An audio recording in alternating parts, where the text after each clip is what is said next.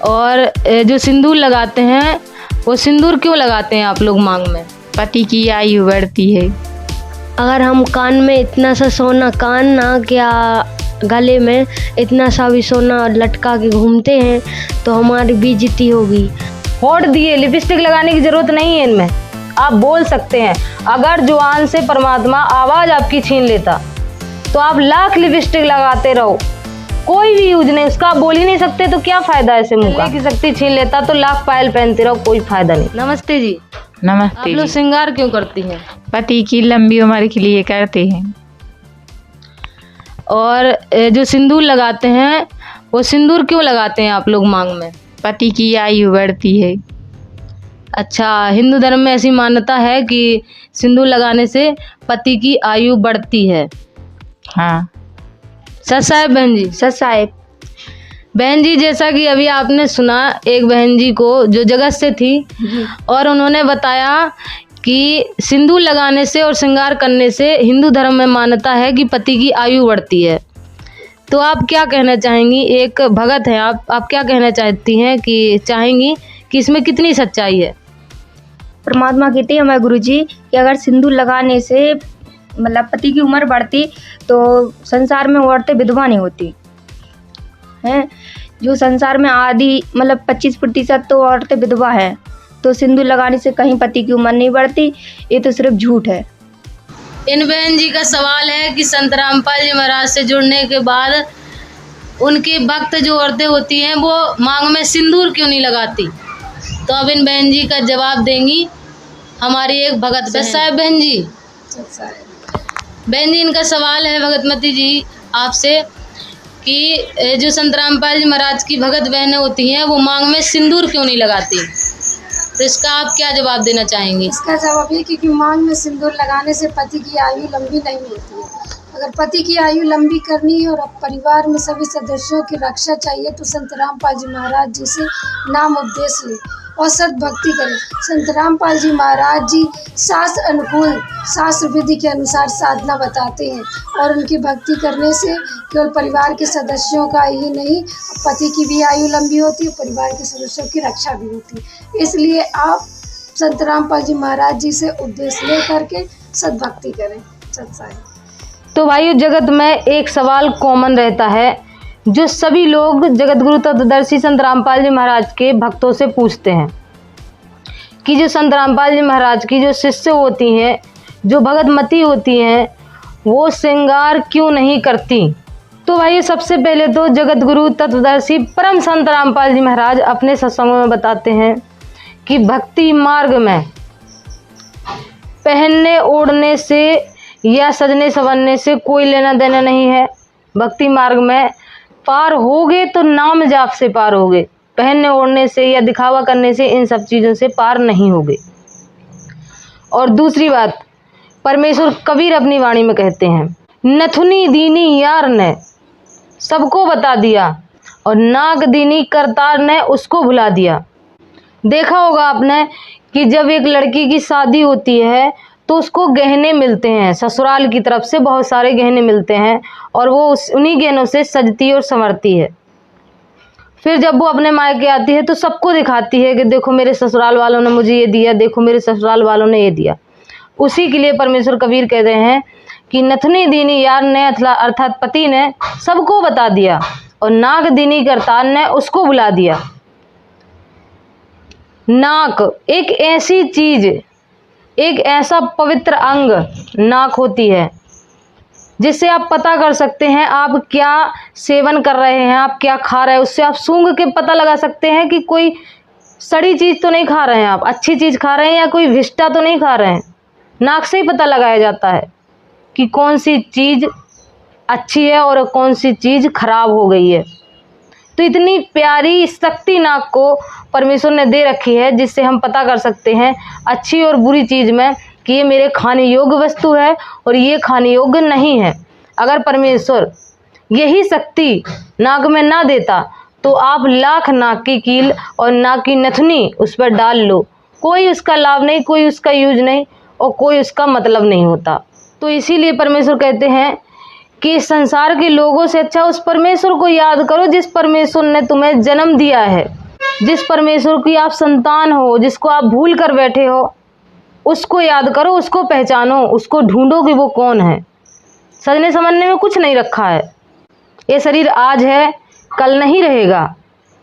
और मांग में सिंदूर लगाने के लिए सबसे बड़ी भ्रमना जो जगत में फैली हुई है, पवित्र हिंदू धर्म में फैली हुई है, कि लोगों का मानना है कि जितनी लंबी मांग में सिंदूर आप भरोगे उतनी लंबी आयु पति की होगी।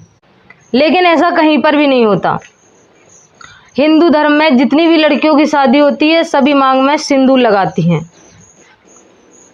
लेकिन फिर भी विधवा हो जाती हैं। तो इससे ये भ्रमना भी दूर होती है कि मांग में सिंदूर लगाओ या ना लगाओ, उससे पति की आयु में कोई फर्क नहीं पड़ता। और ये भी होता है कि पहले तो लड़की को खूब सजा दिया जाता है, खूब संवार दिया जाता है, ये बता के कि ये सुहाग की निशानी है, इससे आपके पति की आयु बढ़ेगी। लेकिन जब पति मर जाता है और लड़की विधवा हो जाती है तो उसके शरीर से ही धीरे धीरे उन सब चीज़ों को उतारा जाता है। सिंदूर को बिगाड़ा जाता है, मांग टीका को बिगाड़ा जाता है, चूड़ी को तोड़ा जाता है। तो वो सजने से अधिक दुख उस चीज़ का उस लड़की को होता है। तो हमारे संत रामपाल जी महाराज पहले ही कहते हैं कि ना तो आप इतना फालतू के समरोगे और ना ही इस प्रकार का कोई कष्ट आपको होगा। और एक परमेश्वर की अगर आप भक्ति करोगे तो परमेश्वर का वचन है कि पत्नी विधवा नहीं होगी, पत्नी से पहले पति नहीं मरेगा। तो फिर सजने और संवरने की या मांग में सिंदूर लगाने की कोई आवश्यकता नहीं रह जाती है। यहाँ पर संत फूलोबाई की नसीहत है कि गहने कपड़े तन की शोभा, ये तन कच्चा भांडो, और सतनाम भजन बिन कुतिया बनोगी, सतनाम भजो ना रांडो। फूलोबाई जी नसीहत देती हैं कि गहने और कपड़े ये तो तन की शोभा है, ये तन कच्चा भांडो, ये कच्चा भांडो एक मिट्टी का बना हुआ शरीर है, आज है कल नहीं रहेगा।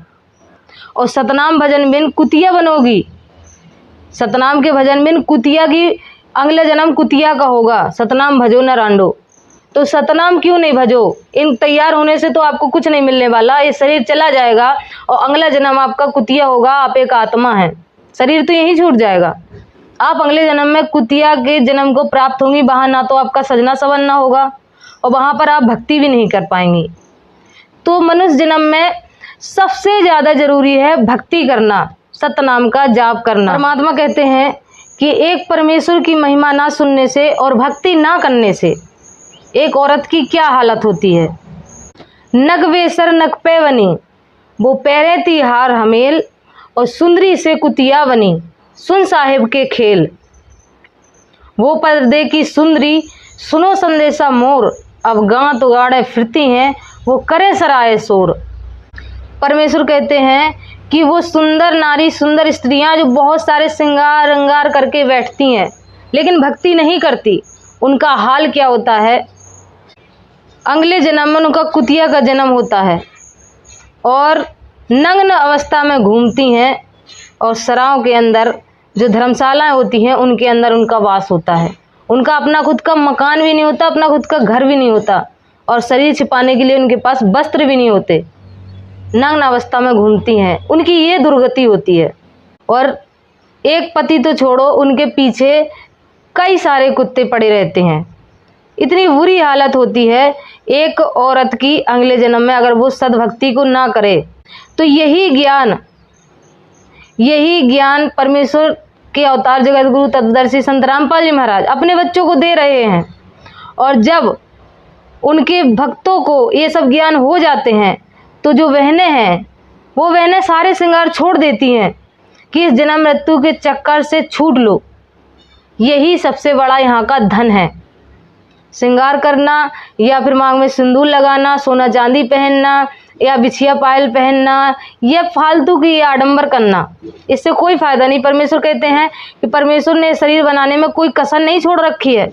जो आप इसमें फालतू के छोटे छोटे से नाक में लटका लिया, कान में लटका लिया, गले में लटका लिया, चूड़ी पहन ली, सोने के कंगन बनवा लिए, ये सब फालतू के पहन के आप अपने शरीर को और सुंदर दिखाना चाहते हैं। क्या परमेश्वर ने शरीर में कोई कमी छोड़ रखी है? शरीर बनाने में कोई कमी छोड़ रखी है?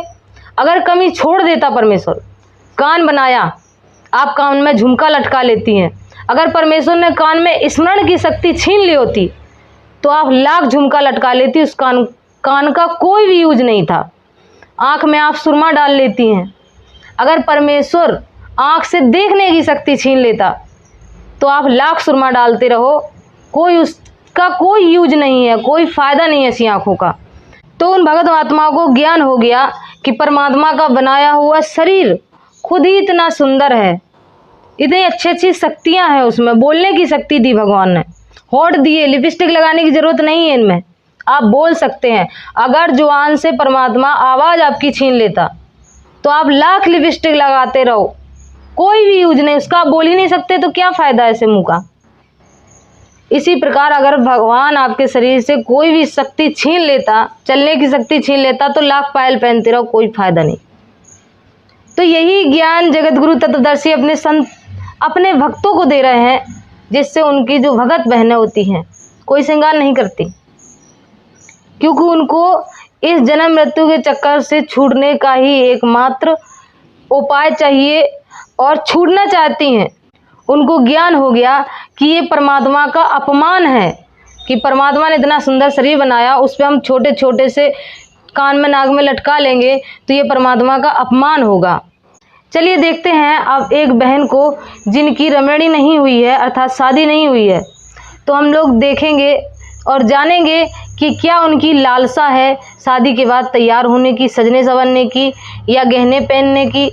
जिस तरीके से समाज में लड़कियों की अज्ञानतावश लालसा होती है कि वो शादी के बाद तैयार होंगी, सजेंगी, संवरेंगी, तो एक भगत बहन की क्या लालसा होती है शादी के बाद, देखते हैं, उन्हीं के विचार सुनते हैं। सत साहेब बहन जी। सत साहेब।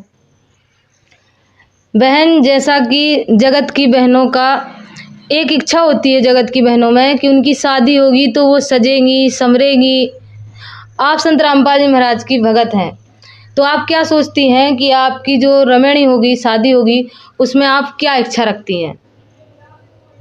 संत रामपाल जी महाराज ने इतना अच्छा ज्ञान दिया है, इतना अच्छा शरीर दिया है भगवान ने, तो इसमें क्या सजना संवरना, सजने संवरने में कोई लाभ नहीं है।